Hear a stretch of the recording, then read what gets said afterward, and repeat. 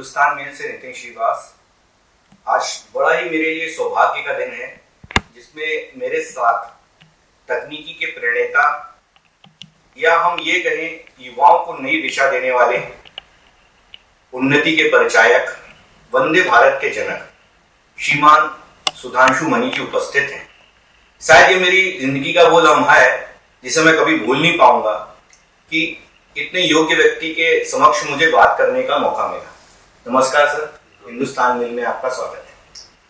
नमस्कार, आपको बहुत बहुत धन्यवाद मुझे बुलाने के लिए। बहुत बड़ी बड़ी बातें आपने कर दी और आपके दर्शकों को भी बहुत बहुत नमस्कार। सर, आपका समय बहुत बहुमूल्य है तो मैं मुद्दे पे आऊंगा। ये T18 क्या है? अच्छा, देखिए, मैं पूरी कहानी आपको जितनी संक्षिप्त में बता सकता हूँ बताता हूँ कि पहले ये भारतीय रेल की ट्रेनों का एक जो रिकॉल इमेज जो है, अगर आप देखें तो डेकेड से चेंज नहीं हुआ था। आप आंखें बंद करिए और भारतीय रेल की एक ट्रेन को इमेजिन करिए तो वही एक डब्बे टाइप की शक्ल की ट्रेन। रंग बदल गया है, लाल से ब्लू हो गया है, कुछ एसी कोचेज आ गई जर्मन टेक्नोलॉजी, पर वो शक्ल बदली नहीं है। तो ये एक एंग्स्ट, एक सपना भी, ये सब मेरे जहन में था बचपन से ही। फिर मैंने रेलवे ज्वाइन की और ये तब भी रहा, तमाम कारणों से हो नहीं पा रहा था। 2016 में मुझे मौका मिला general manager integral coach factory बनने का, रिटायरमेंट से 29 महीने पहले। और एक बड़ी अच्छी काबिल टीम इंजीनियर और स्टाफ की वहां मिली जिनके मन में भी इसी तरह का जज्बा था। तो ये एक बहुत बड़ा फॉर्चून था मेरे लिए। मैंने उसके लिए कुछ नहीं किया था, पर ये एक मैसेज मुझे मिली कि अगर ये वाकई एक सपना था तो इसके बारे में अगर अभी आप कुछ नहीं करिएगा तो ये कोई सपना नहीं था, ये नाइटमेयर, ये पाइप ड्रीम था। बस उसके बाद बस ये कहानी इस पूरी टीम की है। सैंक्शन लाना, डिजाइन करना, और ये एक अंडरलाइन आइडिया थी कि अब मेहनत से करना है। क्योंकि देखिए, हमारे पीपल्स प्रेसिडेंट हुए हैं अब्दुल कलाम जी, वो कह गए हैं, A dream is not the thing that you see in sleep. Is that thing that does not let you sleep. तो सपनों में जाके रहा, ख्वाब होते हैं देखने के लिए, पर उनमें जाके रहा ना करो। ये यंगस्टर्स को कहना चाहिए कि सपना फॉलो करो, ठीक है, look after your bread and butter. जब मौका मिल जाए तो वो सपना नहीं है, वो सपना ऐसी चीज है जो आपको सोने न दे। मेहनत का टाइम है। और बस इसके बाद मेहनत चली और ये एक तो पूरी भारतीय होनी चाहिए, ये हम लोग के मन में था, वरना इंपोर्ट करके तो ला ही जा सकते। अच्छी खराब जो भी बने, अपनी बने, तो उसमें एक जो प्राइड मिलती है अपनी चीज बनाने में, वो रहेगी साथ में। प्राइड और ओनरशिप, उसमें आप 110-120% ज्यादा कर सकते हो अपनी कैपेबिलिटी से अगर आपके पास वो ओनरशिप हो। और दूसरा बात वक्त की थी कि भाई दिसंबर 2018 में मैं रिटायर हो रहा था। मार्च 2017 में हमें सैंक्शन मिला, तो टीम के मन में ये आशंका थी कि आप रिटायर हो जाएंगे, काम शुरू नहीं हुआ होगा पूरा, फिर ये अगला लीडर कहेगा इसको बंद कर दो, तो हम लोग कहाँ के रहेंगे। तभी मैंने ये कहा कि हम लोग भारतीय हैं, अभी हमारा दिमाग शायद जापान और जर्मनी जितना नहीं है, लेकिन हम लोग बहुत मेहनत कर सकते हैं और तुम सब लोग बहुत मेहनत कर सकते हो। हम लोग मिल के वो मेहनत करेंगे। और मेरे रिटायर होने के पहले, इसमें मेरा कोई सेल्फिश एंगल नहीं था, प्रोजेक्ट के लिए था, ये ट्रेन बाहर होगी और सबको याद रहे कि ट्रेन 2018 में ही जा रही है, इसलिए इसका नाम आज हम देते हैं ट्रेन 18। तो ये टीम T18 की यही कहानी है। सपना खुद को सोने ना दे ये तो मान सकता हूं, बट आपके इस प्रयोग में, ये आपकी शुरुआत में यूरोपियन कंट्री, जर्मन टेक्नोलॉजी, सबकी नींद कैसे उड़ा दी? देखिए, सबकी नींद उड़ा दी या नहीं, ये मैं इतना प्रिटेंशियस बात तो नहीं करूंगा। मैं ये मानूंगा कि भारतीय टीम ने ये दिखाया कि भारत में भी काम हो सकता है। लोग पहले जो कंपनी यहाँ काम कर रही थी और जो जिनके थ्रू इंपोर्ट करने की बात थी वो मान ही नहीं सकती थी कि इस तरह की ट्रेन इंडिया में बन सकती है। तो वहां तक आपकी बात सही है। बाकी बहुत इसमें देखिए घमंड जो है वो तो आदमी को मारता है। प्राइड अच्छी चीज है, कॉस्ट भी थी। नहीं, मैं एक बात बता रहा हूँ कि प्राइड जो है आपको बढ़ाती है, आप खुश रहते हैं, हैप्पीनेस। वैनिटी या घमंड आपको घटाता है। तो हम लोग ने अच्छा काम किया, उसका हमें घमंड नहीं है, हमें उसका गर्व है। घमंड इसलिए मैं कह रहा हूं कि हम ये कहें कि हम यूरोप के बराबर हो गए तो गलत होगा। अभी हम लोग वहां नहीं पहुंचे, हमें लगातार काम करके वहां पहुंचना है। पहले ही हम मान लेंगे कि हम वहां पहुंच गए तो वहां नहीं पहुंच पाएंगे, ये ध्यान में रखते हुए काम करते जाना है। जी, मैं टेक्नोलॉजी में कॉस्ट ऑफ वैल्यू पे आपसे पूछ रहा था जी कि उनके 200 करोड़ और आपने बनाए 118 करोड़, इसमें नहीं, जब बनी थी तो 97 करोड़ में बनी थी, अब 118 के आसपास दाम होगा। बात आपकी सही है। देखिए, एक ट्रेन, कोई भी चीज ले लें, आईफोन ले लें, आईफोन का जो सामान होता है, जो सामान उसके अंदर लगा है, उसकी कीमत 5% से ज्यादा नहीं है। लेबर की कीमत भी ज्यादा नहीं है, कीमत है दिमाग की। तो जब बाहर से आप लाएंगे तो वो केवल सामान का पैसा नहीं ले रहा है, वो अपने दिमाग की कीमत ले रहा है। अगर वो दिमाग आप यहां लाके काम करेंगे तो ऑब्वियसली सस्ती बनेगी। तो सामान में बहुत फर्क नहीं है, कुछ चीजें इंपोर्ट भी करनी पड़ी थी हम लोग को अपनी डिजाइन के हिसाब से। तो ये सामान की बात नहीं थी, इसमें सारा आत्मनिर्भर भारत की स्पिरिट ये है कि जो डिजाइन का काम है, प्रोडक्ट बनाने का काम है, सोचने का काम है, वो भारत में हो, सिर्फ यहां बना लेने से नहीं होगा। तो चूंकि वो सारा काम यहां हुआ था, इसलिए लाजमी है कि कीमत कम आएगी और कम कीमत में हम लोग बना पाए। एक प्रोवर्ब है sir, if you take your work as a art you become artist, and if you take your work as a labour you become labourer. तो एक पिकासो का सेगमेंट आया था चेन्नई फैक्ट्री में, तो मैं आपसे चेन्नई फैक्ट्री के बारे में कुछ जानना चाहता हूँ। मैं बड़ा अपना सौभाग्य मानता हूँ कि मुझे वहां पोस्टिंग मिली। सारी भारत में काम किया है मैंने, और मैं ये नहीं कहूंगा कि कोई रीजन आगे है कोई पीछे, लेकिन एक जज्बा तमिल लोगों में वहां है जो मुझे बड़ा पसंद आया। और इमोशनल लोग हैं।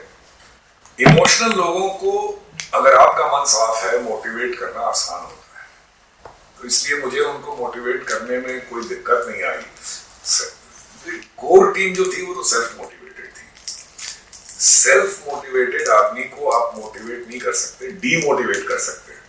आप बहुत उनको मोटिवेट करने की कोशिश करेंगे तो काउंटर प्रोडक्टिव हो जाएगा। वो तो पैदा ही हुआ है अपने जज्बे को आगे बढ़ाने के लिए। आपको सिर्फ उसे गाइड करना है, उसकी पीठ पे हाथ रखना है। उसे आप समझाने जाएंगे तो उससे कोई फायदा नहीं है। तो ऐसी एक टीम अपने आप वहां बन गई, बनी बनाई मिल गई, मुझे ये कहिए। बस मुझे सही लोगों को चुनना था, वो मैंने कर लिया। तो अगर आप का सवाल, तो मैं कहीं मिक्सअप हो गया, लेकिन अगर आप सवाल को समझ पाया तो ये समझिए कि ये जो मोटिवेटेड लोग थे उनको थोड़ा और उनका मोटिवेशन लगे, बढ़े, ये करना मेरा काम था और ये करने में सफल हुआ। पिकासो का एक अलग एंगल है आपकी फैक्ट्री में। पिकासो का एंगल ये है आपके, art is a way of leaving home, of running away without leaving home. मतलब आप जहां है वहां से आगे निकल गए बिना वहां से कहीं गए, ये आर्ट है। और पिकासो ने कहा है कि art washes away the dust of everyday life from your soul. जो रोज की जो डस्ट है आपकी लाइफ में आती है, आप 4 पीस ऑफ आर्ट देख लें तो वो धुल जाती है। और ये मोटिवेट भी करती है। लोग कहें कि ये ठीक है, आपको इंटरनल एक प्रेशर मिलता है। यहां तक कि नहीं, मैंने देखा जो एक्सपेरिमेंट वहां किया पब्लिक आर्ट के जरिए, फैक्ट्री के आर्टिस्ट बाहर के लेके बड़े बड़े आर्ट वर्क डिस्प्ले में आर्ट पे बहुत ध्यान दिया, तो मैंने देखा उसका एक बड़ा फायदा हुआ टीम वर्क बिल्डअप करने का। ये एक एक्सपेरिमेंट था जो मुझे सामने सक्सीड करता दिखा। तो पिकासो का रोल मैं ये मानूंगा कि art was used as a way to motivate people and build team work. अब आगे तो आप बहुत निकल चुके हैं और शायद इंडियन रेलवे टेक्नोलॉजी भी आप लोगों की मेहनत से निकल रही है। ये सेमी हाई स्पीड से हम हाई स्पीड पे कब पहुंचेंगे? बहुत अच्छा सवाल किया आपने। इससे पहले मैं एक तरह से इसका जवाब दे चुका हूं। देखिए, एक बयान आता है और बहुत से हमारे भारतीय लोग बड़े खुश होते हैं सुन के कि हमने बुलेट ट्रेन को मौत दे दी। बहुत गलत बात है। 1964 में, आप समझिए 55 साल पहले 210 किलोमीटर की ट्रेन जापान ने बनाई, दुनिया में पहली हाई स्पीड। हमने उससे 50-55 साल बाद 180 किलोमीटर की एक ट्रेन बनाई। हमें ये मानना चाहिए कि हमने बड़ा काम किया, लेकिन हम पीछे। हम कहेंगे हमने आप बराबरी कर ली, गलत बात है। अगर हम आज चांद पे पहुंचे हैं, कमाल का काम किया इसरो ने। लेकिन क्या हम भूल जाएं कि आज से 45 साल पहले, 50-52 साल पहले अमेरिका चांद पे पहुंच चुका था। ये भूलना नहीं चाहिए। हमें अमेरिका का, नासा का मुकाबला करना है एक दिन के। हम ये बोलते हुए कि हम उनके बराबर हो गए तो कभी नहीं पहुंचेंगे बराबर, और ये मान के चले हम पीछे और काम करें तब पहुंच जाएंगे। तो मैं ये बोलता हूं कि देखिए, ये हम सेमी हाई स्पीड की ट्रेन हमने बना ली। हाई स्पीड भी हम बना सकते हैं अगर सरकार इसको 5 साल दे और ये मान के चले कि भारत में ट्रेन बनेगी। ठीक है, हम जापान से ला रहे हैं, अच्छी बात है, जापान से लाइए, पर साथ साथ में खुद बनाने का भी एक जिम्मा लीजिए, जो अभी नहीं लिया गया है। ये लेना जरूरी है। और हमारे लोग भी 5-7 साल में मुझे लगता है बना लेंगे, और ट्रैक बन जाएगा दिल्ली से अहमदाबाद, मुंबई से अहमदाबाद के बीच में, वहां उसको ट्रायल करने का मौका होगा और जापानियों को बोला जाएगा कि आपसे ट्रेन ले रहे हैं जरूर, हमने लोन लिया है, खैरात में तो नहीं हम ले रहे हैं, कोई नहीं पैसा दिया। और सॉफ्ट लोन कुछ नहीं होता, 0% इंटरेस्ट वगैरह ये सब कुछ नहीं। आप चाहे इंटरेस्ट कम दे रहे हो, जब उनसे ट्रेन आप लेंगे तो आपसे 1.5 गुने 2 गुने दाम पे आपको वो ट्रेन उनसे मिलेगी। तो हम आपसे लेंगे, चलाएंगे शुरू में, लेकिन हम अपनी ट्रेन भी बनाएंगे, ओबीसी पे चलेगी, ट्रैक हमारा है, और आपसे हम मदद भी लेंगे इसको बनाने में। ये जज्बा होना चाहिए। ये हम मुझे दिख नहीं रहा अनफॉर्चुनेटली, पर होना चाहिए। इंदौर के आसपास अभी आप मेट्रो भी देख रहे हैं, आपको कोई सजेशन इंदौर और भोपाल मेट्रो की? 2 चीजें हैं इसमें। देखिए, जब दिल्ली मेट्रो बनी थी तो शुरू में हम लोग कहते थे कोई चलता नहीं है इसमें। आज 20 साल से ऊपर हो गया। आज आप ताज्जुब करेंगे, डेली राइडरशिप दिल्ली मेट्रो की 55 लाख डेली। बहुत ही कमाल का फिगर है, बहुत बड़ा। आज लखनऊ मेट्रो जब मैं देखता हूं तो मेरे को वही ख्याल आता है कि यार ये हजारों करोड़ लगा दिया यार, कोई चलता नहीं है। क्यों चले? एक स्टेशन से दूसरे स्टेशन जब उतरता है तो वहां बस का कोई इंतजाम नहीं है, आगे कैसे जाए, पैदल चल के जाए, वहां पे कोई बढ़िया ट्रांसपोर्ट सिस्टम डेवलप नहीं है। तो हम ये कहते हैं आपने 10,000 करोड़ लखनऊ पे लगा दिया, अगर बजाय मेट्रो के आगे शहर पे लगा देते तो ये इंडिया का सबसे अच्छा शहर बन जाता। एक ये भी वाजिब बात है, दोनों में सच कहा है, अभी कहना मुश्किल है, शायद 15 साल बाद लखनऊ में भी दिल्ली जैसी राइडरशिप आ जाए, आज नहीं है। मेरे ख्याल से इस पे ध्यान देना चाहिए। मेरा सजेशन यही होगा, भोपाल इंदौर मेट्रो अगर बन रही है तो अब मैंने देखा कि इंदौर मेट्रो एक लंबा स्ट्रेच है जिसके दोनों तरफ कुछ नहीं है। एयरपोर्ट से निकले मेरे ख्याल से ऑलमोस्ट 10 किलोमीटर तक एक स्ट्रेच है जिसमें, तो एयरपोर्ट से इंदौर मेट्रो जो शहर की तरफ आती है, शायद मैं उस along that road I came, तो एक लंबा स्ट्रेच है जिसके दोनों तरफ मुझे कुछ दिखा नहीं। ठीक है, प्लानिंग हुई होगी, मैं उसमें कोई गलती निकालने का मेरा मतलब नहीं है, लेकिन मुझे लगा कि भाई ये इंटरमीडिएट स्टेशन पे कौन चढ़ेगा कौन उतरेगा। कहने का मतलब ये है कि चूंकि भोपाल इंदौर मेट्रो भी बन रहे हैं, ये ध्यान देना चाहिए कि हर स्टेशन पे जो उतरेगा या चढ़ेगा वो वहां तक पहुंचेगा कैसे, और जब उतरेगा तो आगे जाने के लिए उसको क्या मीन्स है, ये बहुत जरूरी है। और ये कोई बहुत बड़ा खर्चा नहीं है। Feeder bus services, auto rickshaw की अपनी फ्री अवेलेबिलिटी, इस टाइप की चीजें देखना जरूरी है। इसी बहाने बढ़िया इलेक्ट्रिक बस लाके फीडर सर्विसेज चलाएं। जितना मेट्रो में पैसा लग रहा है उसका 5% भी नहीं लगेगा इसको इंट्रोड्यूस करने में। अगर ये कर दें तो पक्का सक्सेसफुल होगी। Sir, last but not the least, आप जानते हैं कि इंदौर एक ऐसा शहर है जो स्वच्छता में 7 बार अव्वल पे आया। मैं खुद महसूस करता हूं कि इस शहर में नई चीज को सीखने की बहुत क्षमताएं हैं, जो ये शहर करता भी है।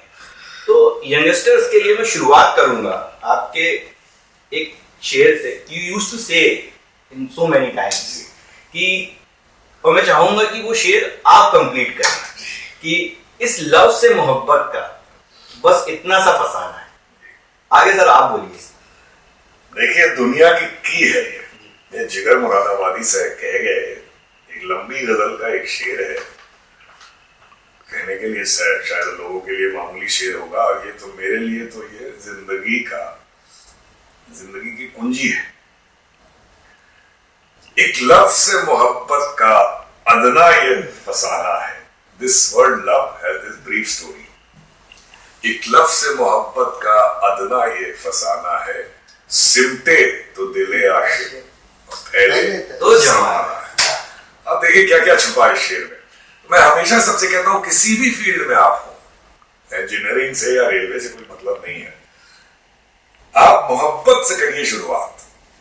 जिसके साथ भी कर रहे हैं, जिस काम को भी कर रहे हैं, जिस ऑर्गेनाइजेशन के लिए काम कर रहे हैं, सबसे मोहब्बत करिए। अब ह्यूमन नेचर नहीं है कि सबसे मोहब्बत किया जाए, तो ये एक एज लीडर की तरह, हर आदमी लीडर है, जो ह्यूमन बीइंग से डील कर रहा है वो लीडर है। तो इसको पैदा कीजिए, कंट्राइव, कंस्ट्रक्ट, मैन्युफैक्चर। एक बार जब आदत पड़ जाएगी तो आप देखेंगे कि इसके फायदे बहुत हैं।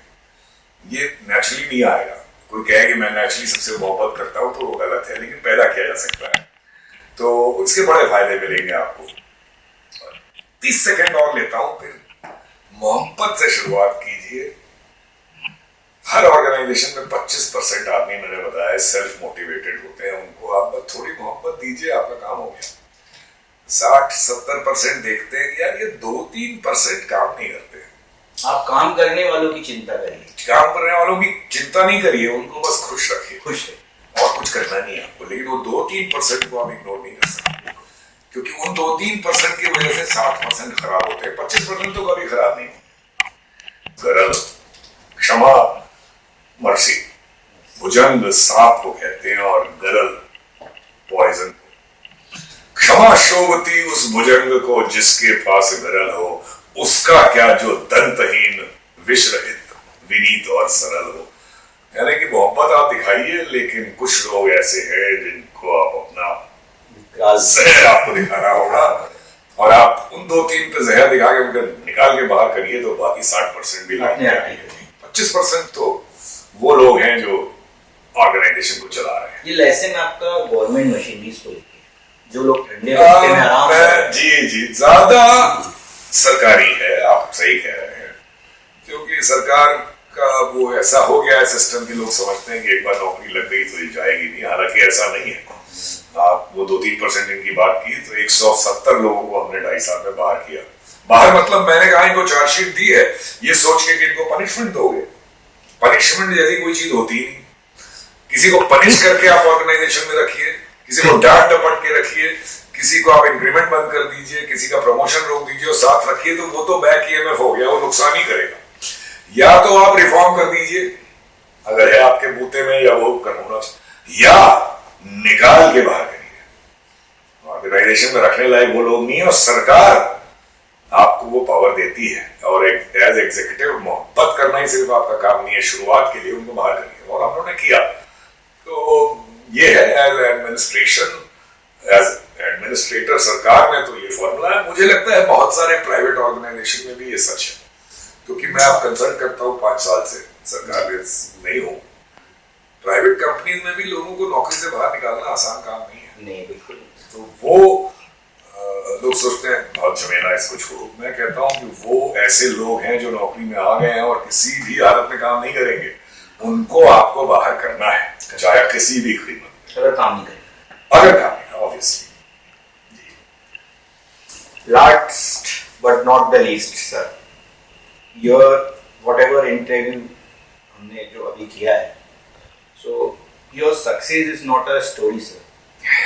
आपकी सक्सेस एक हिस्ट्री है सर, और उस हिस्ट्री से मुझे और हमारे सब दर्शकों को, हिंदुस्तान मेल के सभी साथियों को कुछ सीखने को मिलेगा। मैं हिंदुस्तान मेल परिवार की तरफ से, इंदौर के प्रबुद्ध नागरिकों की तरफ से आपको बहुत बहुत बहुत शुक्रिया। और इस बात से मैं भी अपनी बात खत्म करूंगा। मुझे बहुत अच्छा लगा आपसे बात करके। हमेशा ये ध्यान में रखा जाए, सबके लिए कह रहा हूँ, अल्लामा इकबाल कह गए हैं कि सितारों के आगे जहां और भी है, इश्क के इम्तिहान आगे और भी है। बहुत बहुत शुक्रिया।